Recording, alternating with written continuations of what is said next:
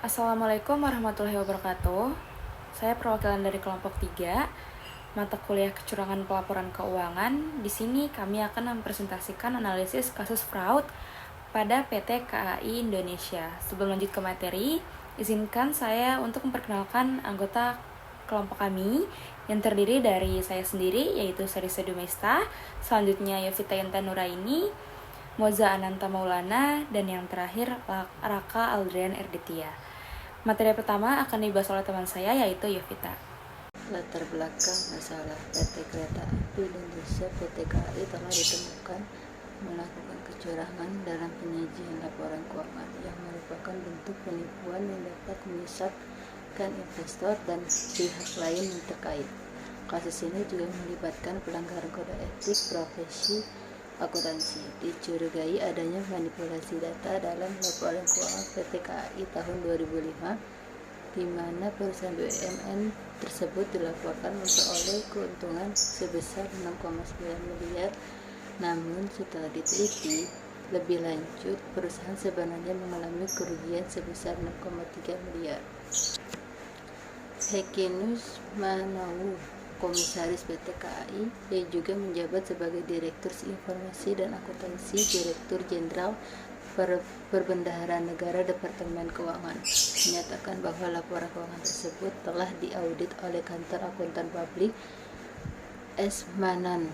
Sebelumnya, audit terhadap laporan keuangan PT KAI untuk tahun 2003 dan tahun-tahun sebelumnya dilakukan oleh Badan Pemeriksa Keuangan atau BPK. Sementara untuk tahun 2004, audit dilakukan oleh BPK dan akuntan publik. Setelah audit, hasilnya diserahkan kepada direksi PT KAI untuk persetujuan sebelum disampaikan dalam rapat umum. Pemegang saham Hekinus Maunu sebagai Komisaris PT KAI menolak untuk menyetujui laporan keuangan PT KAI tahun 2005 yang sudah diaudit oleh akuntan publik.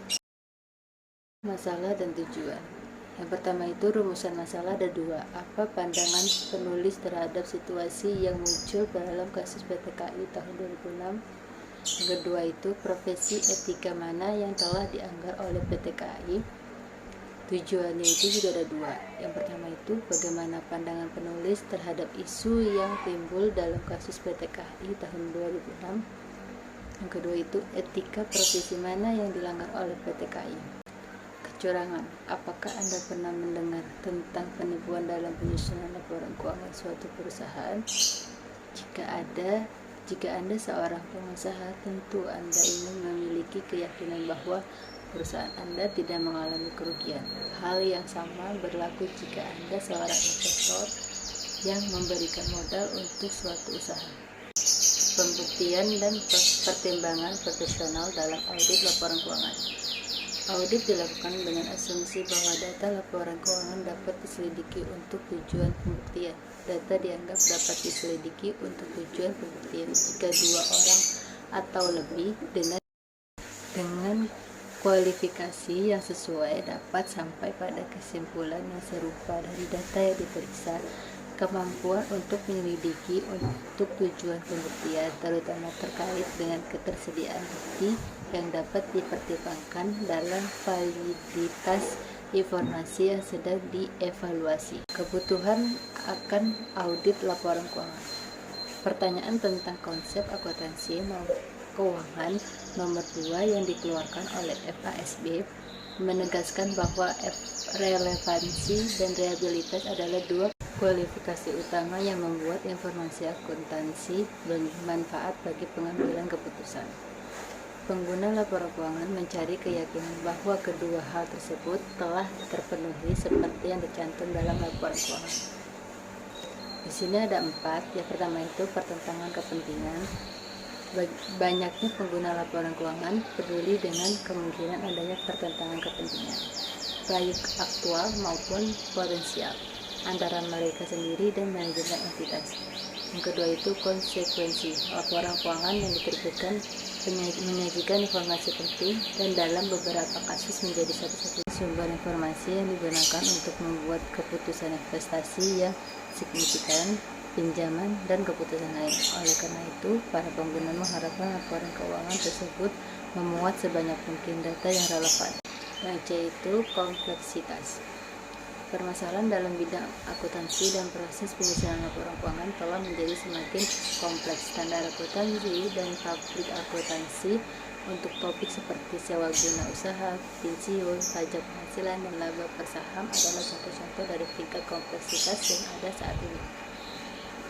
Dan yang terakhir itu keterpencilan. Para pengguna laporan keuangan termasuk yang memiliki tingkat kendala yang tinggi menganggap tidak praktis lagi untuk mencari akses langsung ke catatan akuntansi, utama untuk melakukan verifikasi sendiri terhadap asersi yang terdapat dalam laporan keuangan. Hal ini disebabkan oleh kendala jarak, waktu, dan biaya. Teori segitiga fraud kasus PT Kereta Api Indonesia.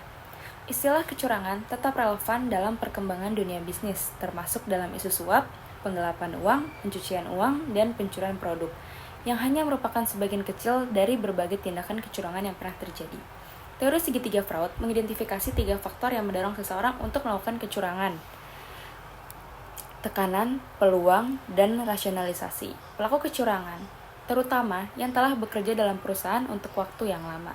Mungkin mereka merasa bahwa tindakan mereka merupakan bentuk imbalan atas jasa atau pengabdian yang telah mereka berikan.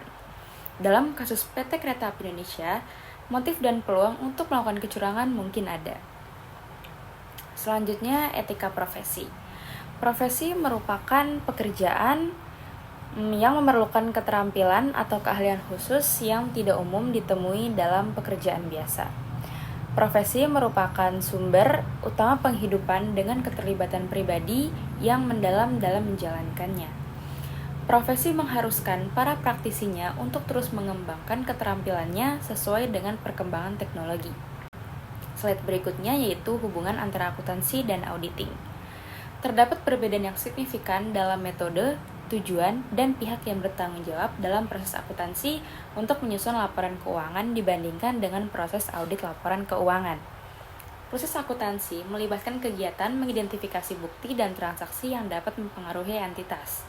Setelah diidentifikasi, bukti dan transaksi ini diukur, dicatat, dan dikelompokkan serta disajikan dalam catatan-catatan akuntansi. Hasilnya adalah penyusunan dan penyebaran laporan keuangan sesuai dengan prinsip akuntansi yang umum. Tujuan akuntansi adalah komunikasi data yang relevan dan dapat dipercaya, sehingga berguna bagi pengambilan keputusan. Oleh karena itu, akuntansi merupakan proses yang kreatif dengan berpartisipasi pegawai entitas dalam proses tersebut. Sementara, tanggung jawab akhir untuk laporan keuangan terletak pada manajemen entitas. Selanjutnya, metode analisis. Metode ini didasarkan pada analisis kualitatif mengenai masalah kecurangan yang dilakukan oleh sebuah perusahaan BUMN ternama. Informasi yang digunakan berasal dari artikel-artikel yang dipublikasikan oleh media massa elektronik terkemuka sebagai sumber informasi publik. Artikel-artikel tersebut memiliki pengaruh langsung maupun tidak langsung terhadap masyarakat, karena dapat diakses melalui situs web menggunakan internet.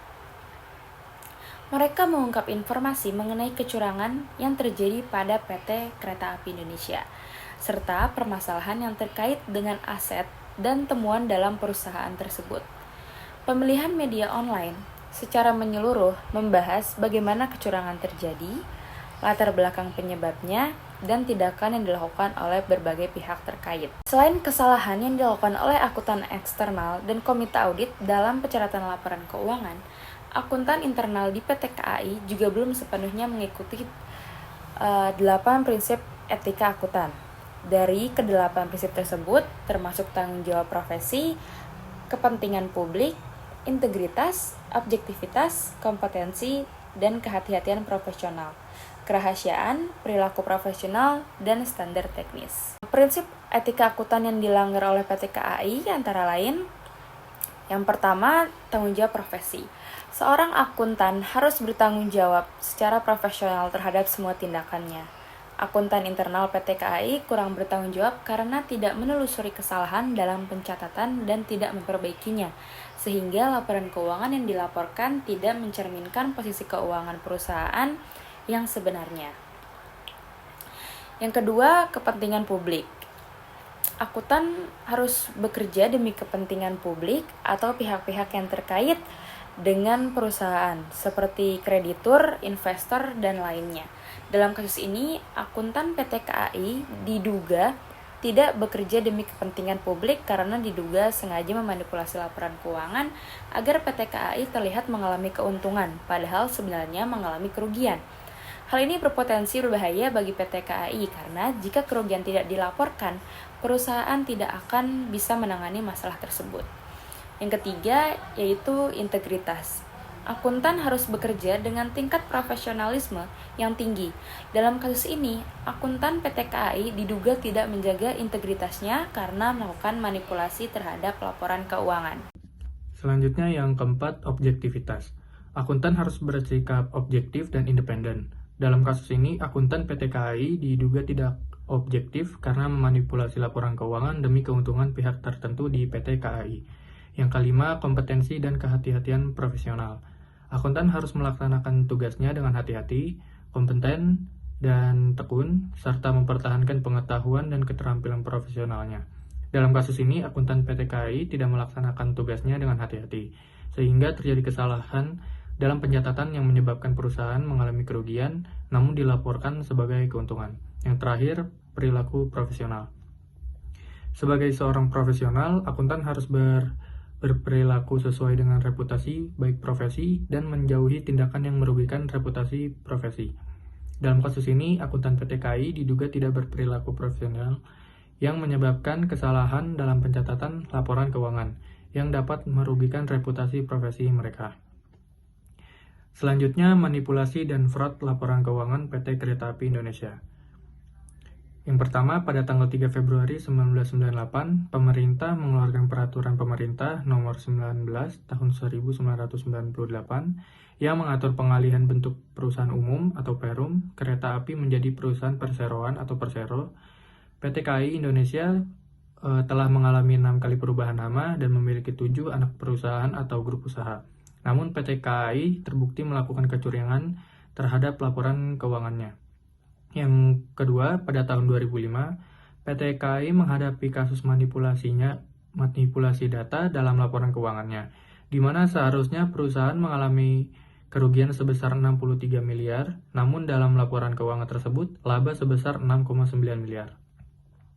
Masalah ini dimulai ketika Komisaris PT KAI, Hekinus Manao, menolak untuk menandatangani laporan keuangan, sehingga rapat umum pemegang saham tahunan ditunda. Yang ketiga, selain itu, inventarisasi tahun 2002 mengakui kerugian secara bertahap selama 5 tahun, termasuk penurunan nilai persediaan, suku cadang, dan perlengkapan sebesar 24 miliar. Pada tahun 2005, terdapat kerugian sebesar 6 miliar atas sisa saldo penurunan nilai yang belum dibebankan. Neraca per 31 Desember 2005 mencatat pernyataan modal negara sebesar 70 miliar sebagai hutang, serta bantuan pemerintah sebesar 674,5 miliar yang belum ditentukan statusnya sebagai modal. Selanjutnya, hasil pembahasan kasus. Kasus PT KAI merupakan contoh rekayasa atau manipulasi yang dilakukan untuk meningkatkan keuntungan dalam jangka pendek, didorong oleh keinginan mendapatkan laba yang lebih tinggi demi kepentingan pribadi. Dalam hal ini, pelaporan keuntungan sebesar 6,3 miliar dilakukan untuk membenarkan tindakan tersebut.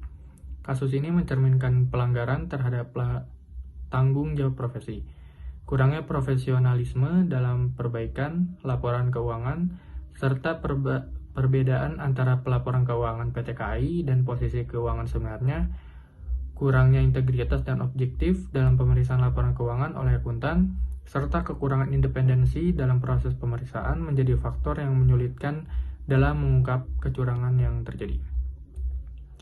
Selanjutnya, dampak dari kasus ini bagi perusahaan adalah menurunnya kepercayaan investor dan calon investor, serta merusak citra perusahaan.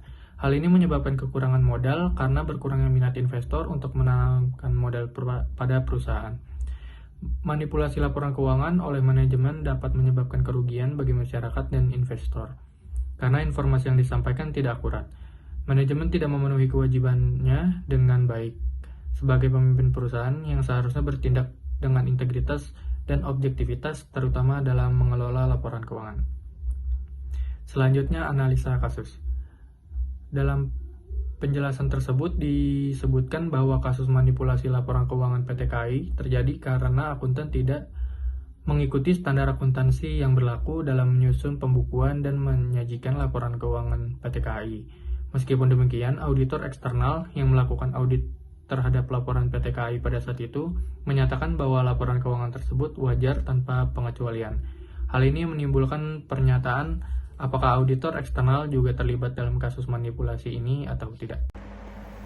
Dilihat dari kasus manipulasi laporan keuangan ini, jika dikaitkan dengan teori etika, kasus ini termasuk dalam pelanggaran etika karena beberapa prinsip etika dilanggar. Salah satu teori etika yang dilanggar dalam kasus ini adalah egoisme etis, di mana manajemen melakukan manipulasi demi keuntungan dan kepentingannya sendiri, yaitu agar terlihat telah berhasil mengelola perusahaan.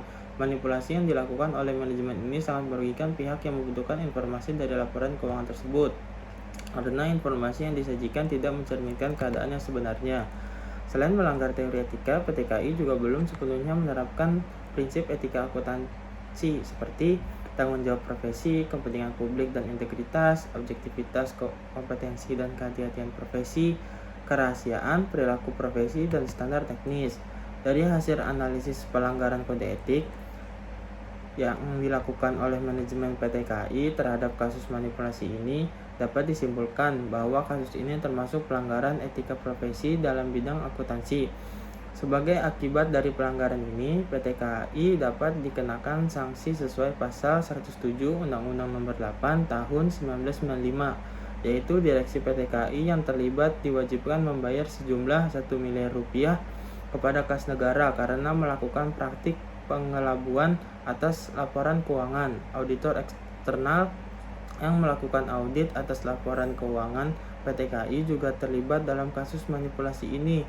Sebagai konsekuensi, Menteri Keuangan memutuskan untuk membekukan izin para auditor eksternal selama 10 bulan sejak tanggal 6 Juli 2007.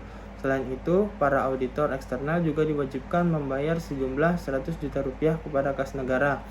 Dilihat dari kasus, profesi akuntan menuntut profesionalisme, netralisme, dan kejujuran. Penerapan kode etik profesi yang belum optimal akan sangat merugikan banyak pihak seperti investor, karyawan, pelanggan, pemerintah, dan lainnya. Oleh karena itu, PT KAI dan perusahaan lain diharapkan dapat bertindak lebih profesional dan jujur sesuai prinsip-prinsip etika profesi yang berlaku. Kesimpulannya, analisis dalam artikel ini bertujuan untuk memahami bagaimana kecurangan terkait dengan etika profesi mempengaruhi penyajian laporan keuangan berdasarkan temuan dari pemeriksaan yang dilakukan pada suatu perusahaan. Penegakan etika profesi yang tepat dapat mencegah kecurangan yang pada akhirnya akan menghasilkan sikap profesional dalam penyusunan laporan keuangan. Kesimpulan dari analisis ini adalah bahwa kecurangan terjadi karena adanya tekanan untuk meningkatkan kinerja manajemen PT KAI dan peluang untuk melakukan kecurangan dalam penyajian laporan keuangan. Penerapan etika profesi dalam menjalankan tugas memastikan independensi, integritas, dan objektivitas yang penting untuk meningkatkan kinerja PT KAI. Selain itu, PT KAI telah berhasil meningkatkan pengendalian internal dan lalu kelola dengan baik dalam beberapa tahun terakhir. Dalam kasus PT KAI, kontrol penuh dalam pengawasan terhadap pelaporan keuangan sangat diperlukan. Tinjauan lebih lanjut diperlukan bagi peneliti berikutnya untuk menyelidiki kemungkinan terjadinya kasus serupa yang terkait dengan PT KAI. Penting untuk memastikan bahwa penyampaian laporan keuangan dilakukan dengan pengungkapan penuh, sehingga pengawasan dapat dilakukan dengan baik. Sekian pemaparan analisis kasus fraud pada PT KAI dari kelompok kami. Kurang lebihnya mohon maaf. Wassalamualaikum warahmatullahi wabarakatuh.